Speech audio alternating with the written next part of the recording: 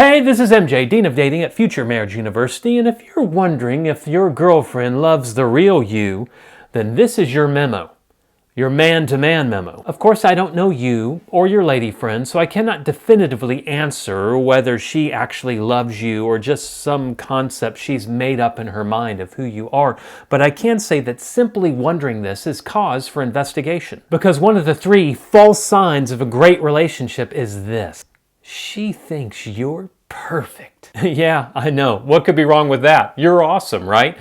But newsflash, you're not perfect. So if your girlfriend loves this idealistic picture of who you are, she obviously doesn't love the real you because she has to know the real you to love the real you. But then this leads us to the obvious question.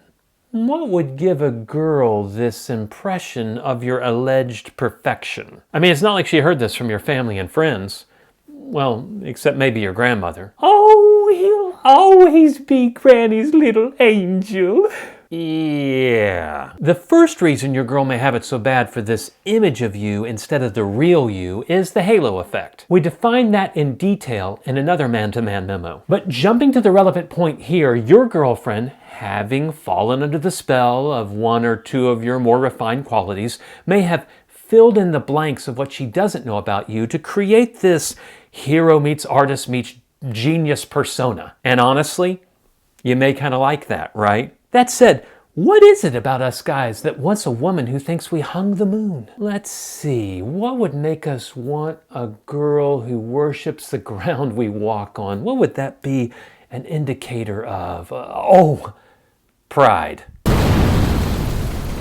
So, as much as you may miss all that adoration, you want to spend far less time on carefully orchestrated romantic dates designed to impress your girl, and far more time in group settings and casual dating situations where you can actually get to know one another. The second reason your princess may believe you to be a literal Prince Charming right out of a Disney film is because she's watched too many Disney films, and so that's what she wants. She wants you to be Aladdin meets Tarzan meets Hercules. And if this was true about your girl, you would likely perceive this underlying pressure to be that perfect guy. So resist that pressure and let her get to know the real you, because the two of you can't live in a movie.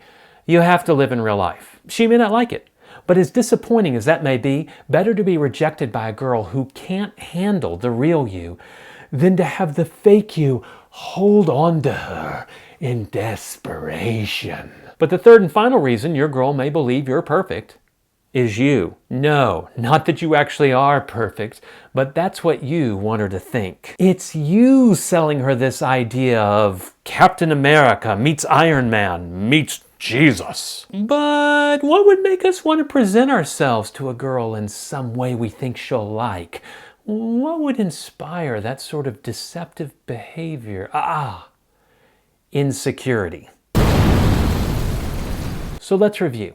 If the girl you've been dating seems to think you're perfect, it's either due to the halo effect, feeding your pride, or it's due to the fact that your girl isn't mature enough to be dating a real life dude like you, or it's because you've been selling this perfect version of yourself out of your own insecurity. Regardless, know this for certain. No one can love the real you unless they know the real you. That said, here's a far more important question. Does anyone know the real you? Or were you saving that revelation for the perfect woman?